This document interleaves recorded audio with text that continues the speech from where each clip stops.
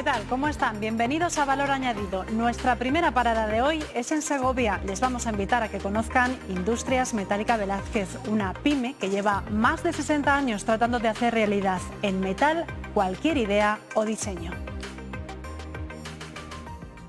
La industria metálica ha sufrido un cambio radical en los últimos años. Claro ejemplo de esta transformación la hallamos en Velázquez, una empresa familiar segoviana que se inició en el sector hace más de 6 décadas con la reparación de radiadores de automoción. Nada que ver con este siglo XXI en el que la tercera generación de esta pyme es pionera en Segovia y de las pocas en Castilla y León que cuentan con la tecnología más avanzada de corte de metales. El proceso, entre comillas, es relativamente sencillo. Nosotros en la oficina técnica desarrollamos el dibujo conforme a las medidas y a las cotas que nos da el cliente, y después la máquina está totalmente conectada con los servidores de la oficina para llegar a esta pequeña computadora que tenemos aquí, donde damos los últimos retoques al dibujo conforme a los parámetros que necesita la máquina para funcionar. Una cosa es el dibujo que tú haces en el programa de diseño en el ordenador y otra cosa los parámetros que le tienes que dar a la máquina para cortar. ¿Cómo se produce ese corte? Pues ese corte se produce por una alta concentración de luz a través de un cable de fibra óptica, igual que la que transmite datos de internet a cualquier domicilio. Básicamente, láser fibra consiste en cortar con un haz de luz muy potente. En función del metal que vamos a cortar, elegimos si disipamos ese calor, porque claro, evidentemente calienta mucho la pieza, si disipamos ese calor con nitrógeno seco o con oxígeno. Ofrece una calidad, una precisión y una limpieza perfecta para todo tipo de trabajos. Fundamentalmente cortamos acero al carbono y acero inoxidable, aunque también cortamos cobre, latón y aluminio. La innovación en esta pyme segoviana ha supuesto la transformación de sus procesos, la ampliación de la plantilla, pero también ha multiplicado las oportunidades en el mercado, en el que tradicionalmente han trabajado para el sector de la construcción. El metal cada día está más demandado en sectores como la decoración. Entonces, el poder destinar nuestros productos, aparte de la construcción metálica, a la decoración o a la empresa agroalimentaria, donde también tiene una gran cantidad de desgaste de determinadas piezas, muchas veces piezas pequeñas y, como te digo, que necesitan una alta reposición, pues evidentemente a nosotros nos abre las puertas. Se está trabajando mucho para el tema de pequeñas sustituciones y reparaciones en maquinarias, para piececitas, todo ese tipo de piezas que van mecanizadas y que luego también nosotros tenemos la posibilidad de plegar con el resto de máquinas que disponemos. La tradición familiar persiste y bueno, siempre con ganas de innovar y de seguir creciendo. Un claro ejemplo de que la tecnología es un paso más para lograr hacer realidad prácticamente cualquier idea. La entrevista de esta semana la tenemos vía Zoom con Juan Carlos de Margarida, presidente del Colegio de Economistas de Valladolid, Palencia y Zamora. Juan Carlos, bienvenido. Estefanía, un placer estar en Valor Añadido como siempre. Nos gustaría saber un poquito más sobre los fondos europeos. En breve van a llegar. Realmente, ¿qué son esos fondos? Pues mira, sí que es importante saber exactamente que el ciudadano sepa lo que son los fondos europeos, ¿no? Tiene que tener constancia de que la Unión Europea se va a endeudar en 750.000 millones de euros, que no va, digamos, a dar a la manivela para hacer estos millones de euros, sino que se va a endeudar para pedirlo prestado, para revertir los daños de la pandemia, y equivale, para que todo el mundo sepa, a 2 veces el gasto de sanidad, educación, pensiones y empleo que tiene España en el año 2020. El destino fundamentalmente de estos fondos es para crear un nuevo modelo productivo, una transición ecológica y digital en todos los aspectos, en todas las empresas, crear empleabilidad y que exista un desarrollo regional y una cohesión de los territorios. De los 150 millones que van a venir a España, 81.000 millones va a fondo perdido, nos lo regalan, siempre y cuando cumplamos con todas las circunstancias y con todas las reformas que tenemos que hacer de acuerdo con la Unión Europea. Y 69.000 millones hay que devolverlo. Esto significa que aunque tengamos préstamos blandos, al final hay que devolverlo en las contribuciones que España está haciendo a la Unión Europea todos los años, y también de alguna forma tenemos que devolver los préstamos que, aunque estamos diciendo tienen unos intereses bajos, pero al final hay que devolverlo. Por tanto, tenemos que gestionar de una forma coherente y bien para que salga todo lo mejor posible. Juan Carlos, una parte de esas partidas económicas van a ser gestionadas por las comunidades autónomas, otras por el propio Gobierno central. ¿Se está preparado para ejecutar esos fondos? Pues mira, en principio entendimos que sí, pero lo que sí que es cierto es que la experiencia que vamos teniendo es que en los últimos fondos europeos que hemos recibido desde el año 2014 al 2020, España solamente ha ejecutado el 34% del dinero que se le había dado.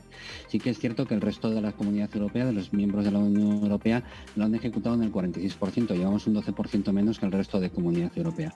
¿Qué ha ocurrido realmente? Pues puede ser que haya habido partidas o acciones en las que una comunidad autónoma estaba al mismo tiempo con el Estado para hacer alguna acción, pero no tenía suficiente dinero, o bien la lentitud a la hora de elegir los proyectos o pasar los controles necesarios. Lo que sí que es cierto es que es un mal endémico por parte de toda la Unión Europea de que los fondos que le está dando la Unión Europea pues no los gestiona ni con la celeridad ni con la amplitud completamente de todo el dinero que está viniendo. Lo que sí es cierto también, Estefanía, es que el dinero que se nos está dando de alguna forma ya está presupuestado en los presupuestos generales del Estado en estos momentos, los presupuestos del año 21, y si no llegara, el Estado tuviera que pedir endeudarse más o pedir un préstamo a mayores para poder ejercer todas las acciones que ya ha presupuestado a través de estos fondos. Por tanto, estamos en una situación muy delicada y tenemos que actuar de una forma muy responsable y con cierta celeridad. ¿Tiene alguna contraprestación para los Estados miembros el hecho de recibir estos fondos? Pues mira, sí, evidentemente, Estefanía, sí. Mira, la Unión Europea tiene que dar el visto bueno absolutamente a todo lo que vayamos haciendo, ¿no? No podemos ir por libre. Es necesario aplicar las reformas que ellos nos están diciendo y cumplir las condiciones de alguna de las formas. Si no lo cumplimos, Bruselas nos suspende las entregas del dinero, con el problema que hemos tenido de que ya lo tenemos presupuestado muchas de ellas en los presupuestos generales del Estado. Y entonces lo único que puede hacer el gobierno español es apelar esa decisión de suspensión de las entregas. Lo que dice el reglamento comunitario es que el Estado que no aplica en su legislación las recomendaciones que ellos nos dicen de la Unión Europea durante 6 meses, pues puede o suspender o reducir el volumen de la financiación que nos están dando. Y eso es un problema muy fuerte, porque nosotros tenemos ya, digamos, presupuestado y el día 30 de abril tenemos que presentar a la Unión Europea todo lo que vamos a hacer con esos fondos. Si no cumplimos, ellos nos penalizan. ¿Y qué se necesita, Juan Carlos, para reactivar la economía con esos fondos, sobre todo en esta época de pandemia, evidentemente?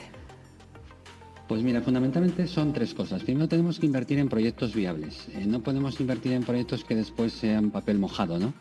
De alguna forma, el dinero que nos viene tiene que transformar el modelo productivo que tenemos en este momento. Esto significa lo siguiente: las empresas tienen que ser mucho más productivas, tiene que haber más empleabilidad de alguna de las formas y tienen que ser mucho más competitivas. Y esto tiene que acompañarse con unas reformas de calado que nos está diciendo la Unión Europea y que nos lo lleva diciendo muchos años, ¿eh? Lo único que, bueno, lo hacemos relativamente, que es una reforma de calado en el mercado de trabajo, en las pensiones, que ahora mismo se está hablando, el jubilarte antes o después de la edad de jubilación, y sobre todo también en la formación tanto de estudiantes, futuros profesionales, como de los propios trabajadores de las empresas. Pero también es importante que nos están diciendo que tenemos que hacer una potenciación de la colaboración pública-privada. Eso significa que parte de los fondos tiene que llegar a la empresa, pequeña y mediana empresa. Fíjate que Castilla y León tiene más del 92% de pequeña y mediana empresa. Estos fondos no pueden llegar solamente a las empresas grandes, tienen que llegar a la pequeña y mediana empresa, primero para que no desaparezcan y en segundo lugar para que se hagan más grandes, que se concentren. ¿Por qué? Porque si vamos a cambiar el modelo productivo, puede pasar que no puedan asumir ese cambio de modelo productivo de forma de pensar en un momento determinado y desaparezcan, no porque no sean rentables en estos momentos, sino porque no puedan acatar las modificaciones y todas las condiciones que nos está diciendo la Unión Europea. De todas formas, Estefanía, en abril, el 30 de abril, el Estado español tiene que dar una serie de acciones que tiene que hacer con todo este dinero y tiene que elegir muy bien los sectores empresariales y además de la elección correcta de estos sectores empresariales y el tipo de tamaño de empresas, tiene que ser transparente, competitivo y ágil, porque si no, no llegamos al tiempo que nos está marcando la Unión Europea. Juan Carlos, muy brevemente, por favor, de las ayudas directas que están recibiendo ciertos sectores, no sé si realmente han llegado en el momento adecuado o a tiempo. Mira, aquí hay una cuestión que tenemos que decir y que es conveniente que sepa el ciudadano. España no ha sido el peor estado de la Unión Europea a la hora de ayudar a sus empresas y a la economía real. España apostó evidentemente por unos flujos indirectos, créditos, avales y otras garantías y un aplazamiento de impuestos, mientras que el resto de la Unión Europea, de los miembros países de la Unión Europea, apostaron por las ayudas directas. Vale, en estos momentos hay un cambio de papeles. El resto de la Unión Europea está empezando a hacer el tema de créditos y avales y España realmente está empezando con las ayudas directas. En su momento las empresas le importaba muy poco la ayuda indirecta y directa, lo que le importaba era que tener liquidez para poder sostener su empresa, ¿de acuerdo? Lo que sí que es cierto es que la ayuda directa tenía que haber venido a finales del año, octubre, noviembre, y no en abril como está llegando. Tenía que haber sido solapada a los créditos que se habían empezado a dar en el mes de abril. Juan Carlos de Margarida, presidente del Colegio de Economistas de Valladolid, Palencia y Zamora, muchísimas gracias por estar en Valor Añadido. Un placer estar siempre con vosotros. Un abrazo. Adiós. El cada vez más importante sector forestal de la comunidad tiene en la comarca del Bierzo una de sus referencias, Maderas Castañeiras. Al frente de la empresa, creada a finales de los años 50, está ahora la segunda generación. La compañía, con varios centros de producción, está presente en todos los ámbitos del sector, desde las plantaciones o la primera transformación hasta el mercado de pellets. El carácter emprendedor, un modelo atractivo de negocio y una visión estratégica ha convertido a Maderas Castañeiras en una destacada referencia del sector forestal, no solo a nivel de Castilla y León, sino del territorio nacional. La empresa se desenvuelve en todos los ámbitos, desde las plantaciones que ya iniciara el fundador de la compañía hasta el mercado de pellets. Ahora, con la construcción y entrada en funcionamiento de la central de biomasa de Cubillos del Sil, esta empresa se ha convertido en uno de sus principales suministradores. Primero, por la distancia, nos hemos implicado mucho en ese proyecto. Nos va a generar más o menos un 30% de lo que es la empresa. Su potencia en este campo de la transformación forestal en el monte les ha llevado a hacerse con el contrato del Ayuntamiento de Madrid por el que gestionan los daños de la borrasca Filomena en el arbolado de la capital de España. Estamos haciendo el 100% de la gestión del material que ha producido Filomena en Madrid. Y estamos hablando de miles de toneladas. Nosotros estamos con una media de 20 camiones diarios solo para la planta de Cubillos. La diversificación de la compañía les llevó en el año 2011 hasta el polígono de Bembibre. En este área industrial cuentan con una fábrica de estructuras de madera. Un destacado equipo humano y una importante dotación tecnológica les ha llevado a ser protagonistas en este campo a nivel nacional. No hay ninguna obra que sea un poco emblemática que por lo menos no estemos como acto presencial. Nosotros mecanizamos al año pues unos 800 o 1000 metros cúbicos de madera aquí, y de la que tenemos ya mecanizada para obras de otro calibre, pues tenemos otros 1500, 2000 metros cúbicos al año. Un simulador recrea la totalidad de las piezas a construir antes de la entrada de la materia prima en la máquina que procederá a su manipulación. Abeto laminado el 100% prácticamente. Nosotros la traemos normalmente a estas instalaciones en longitudes de 13 metros y medio. Maderas Castañeiras también está presente en el mercado de pellets. Sí o sí va a ir a más. De hecho, todos los años estamos creciendo mucho. La empresa suministra esta materia por toda España. Los centros públicos de todo tipo son los principales clientes, aunque crecen las comunidades de vecinos que optan por este modo de energía. Carbón Verde, que es una distribuidora certificada que asegura la trazabilidad del producto, se mueve en una venta de 15 millones de kilos al año. Maderas Castañeiras quiere seguir creciendo e impulsando un sector que la pandemia también cercó, pero que no pudo parar. Hemos trabajado con muchas dificultades, pero sin embargo es un sector que no se ha parado para nada, incluso se ha crecido. Empleador y con capacidad para fijar población en el medio rural, esta empresa berciana seguirá aprovechando los recursos naturales para seguir creciendo.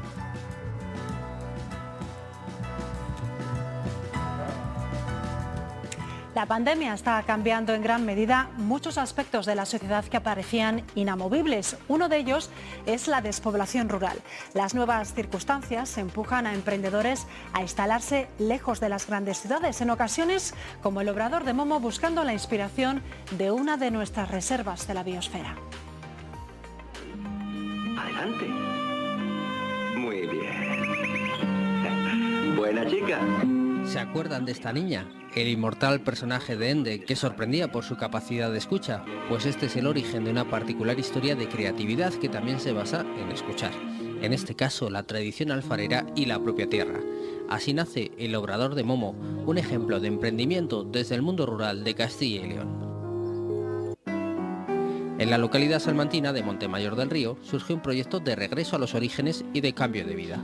Aquí funciona este obrador artesano que recupera el saber alfarero de una zona única entre las sierras de Francia y de Béjar. Cuando tú vives y trabajas y sobre todo desarrollas un trabajo como es el mío, ¿no? Que es un trabajo artístico, la cerámica, pues vivir en un sitio así y con esta tranquilidad y esta paz te hace realmente desarrollar más tu arte, ¿no? O sea, te hace inspirarte más. A mí, por ejemplo, me inspira muchísimo la naturaleza, porque vivimos, bueno, pues entre bosques, ¿no? Y muchas de mis piezas van relacionadas con el tema de naturaleza, ya sea de flora, fauna.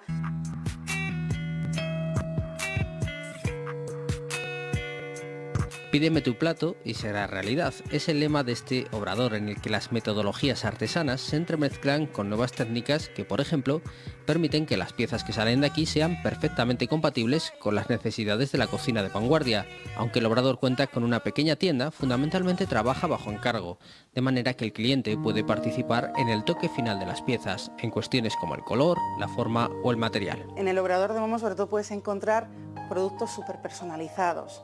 Aunque hago vajillas para restaurantes y trabajo con ese tipo de cliente, pero bueno, también tengo un trabajo muy especial porque tengo una relación muy estrecha con cada cliente.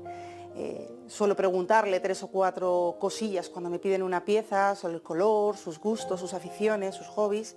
La historia del obrador es, en gran medida, una historia de vuelta a los orígenes. Primero, por el uso de materiales ecológicos y exentos de plomo y otros tóxicos, y por otro, porque supuso el inicio de un proyecto vital en el medio rural. Nosotros decidimos hace 8 años venirnos de Madrid. Sí que es un cambio brusco y siempre la verdad que para bien. Sí que es verdad que en la zona rural todavía faltan muchas cosas y hay cosas que te vas encontrando y ciertas dificultades que supongo que con el tiempo se solventarán, pero para mí es un cambio para bien, es una vida más tranquila y he ganado, estando en Montemayor, calidad de vida. Y aún falta un protagonista más. Volvemos a Momo. Bueno, realmente Momo es el nombre de mi gato, pero realmente a mi gato le puse el nombre por el libro de Momo, que me gusta mucho, porque al final es una niña que sabía escuchar. Y me gusta mucho escuchar a mis clientes y que me cuenten un poco cuáles son sus necesidades y lo que quieren en cada pieza. El obrador de Momo ha sido distinguido con el premio a la iniciativa empresarial del año por la Diputación de Salamanca y es todo un ejemplo de la viabilidad de emprender desde el mundo rural.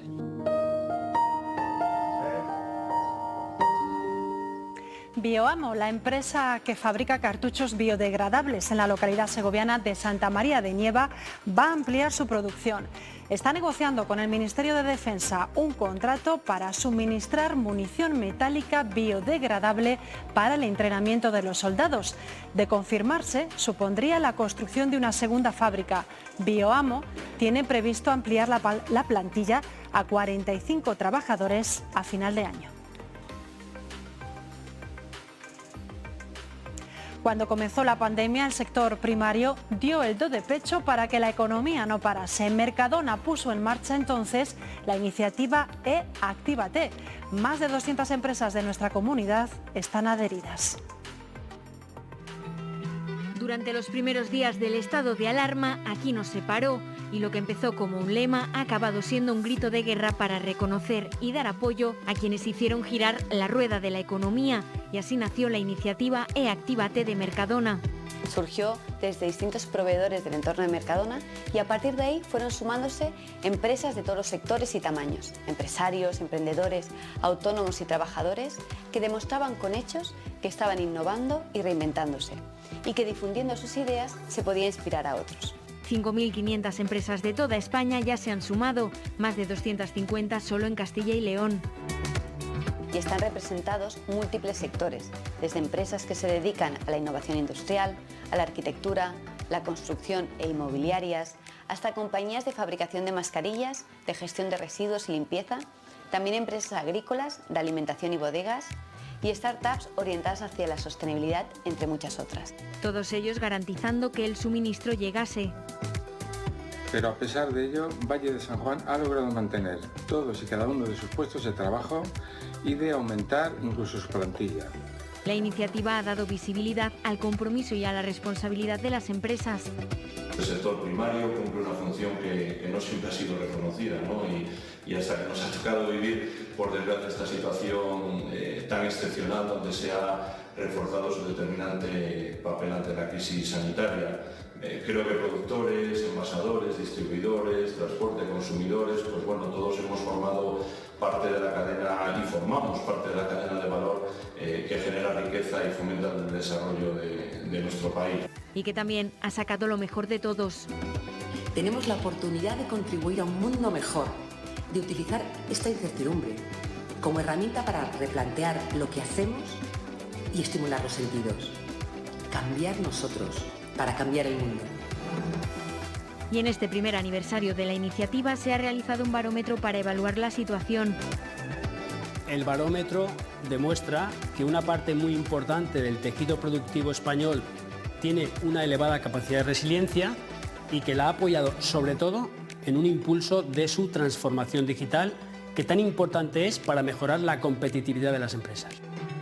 De los 88 sectores analizados, 14 han aumentado su empleo. Casi el 40% de las empresas encuestadas declara que a final del 2021 su volumen de ingresos habrá regresado al del 2020. Tanto ha avanzado la transformación digital en nuestro país que ha superado a Europa en el porcentaje de establecimientos con ventas online. Por primera vez, la red española de supercomputación almacenará datos de investigadores que usan gran cantidad de información. Ha concedido 7,5 petabytes de almacenaje a 18 proyectos. Son de disciplinas tan diversas como astrofísica, inteligencia artificial o biología molecular. Sus datos se guardarán en infraestructuras como el Centro de Supercomputación Castilla y León, el SKILE. Caminar sobre el agua es lo que se propone Daniel del Río. Ya ha patentado su prototipo en el que lleva trabajando 5 años. Ahora está en busca de financiación y un diseño final. Este es el proyecto Andagua. Daniel tiene 41 años, ha estudiado Ingeniería Industrial Mecánica. Ha crecido en este entorno del embalse del Burguillo, en Ávila. Y ahora... Trabajo aquí. Para ser exactos, trabajo ahí. Esto es una finca familiar construido por mi abuelo y bueno, que gestionamos ahora como casa rural para poder mantenerla. 200 metros separan su casa de este punto, contando con el agua, por supuesto. La idea de cruzar y de facilitarme un poco la vida a lo largo de todos los años, ¿no? Pues me motivó y me inspiró para desarrollar el proyecto Andagua, que no deja de ser unos zapatos de agua, básicamente, por decirlo de alguna manera, que nos permiten andar por el agua. Lleva en ello desde 2015 y en esto basó su proyecto final de grado.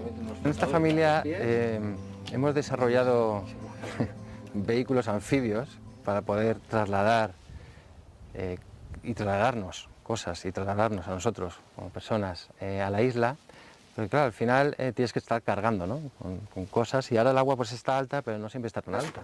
Este fue su primer prototipo, una base en la que probar, fallar y acertar. Finalmente patenté durante el confinamiento del año pasado, con la Oficina de Patentes de España, pues hice la patente de la idea con todos los detalles que ayudan, digamos, al sistema a funcionar, porque actualmente existen sistemas parecidos. Como decía antes, no soy el primero al que se le ha ocurrido esto, pero no son funcionales, no funcionan. Y esto sí funciona. Lo diferencial es que aporta estabilidad y un sistema de avance. Todo esto siempre con medios mecánicos, sin ningún tipo de motor, sin ningún tipo de combustible, ¿vale? Siempre es la energía mecánica del cuerpo lo que le impulsa. Vienen a ser unos flotadores para los pies, los cuales están unidos, ¿vale? Están unidos mediante cada flotador tiene unas rótulas axiales, ¿vale? Que permiten un movimiento muy concreto, dan esa flexibilidad, ¿vale? Permiten el movimiento lineal, vertical, pero también este movimiento, ¿vale? Y están unidos a unos cilindros neumáticos, y esos cilindros neumáticos pues le dan esa estabilidad y esa flexibilidad unido a las rótulas axiales que necesitas para poder moverte cómodamente. Y por otro lado, añade unas placas, ¿vale? Que vienen a simular lo que son las manos cuando estás nadando a braza, que se cierran y se abren según es el agua el que las impulsa realmente y es lo que impulsa el sistema. Ahora busca financiación y un fabricante que le ayude a lograr el modelo final para que sea una realidad, utilizando materiales plásticos. Le hubiera gustado que este verano los visitantes del Burguillo vieran el proyecto Andagua sobre el agua, pero aún hay que esperar un poco más. Así nos vamos, volvemos dentro de una semana. Adiós.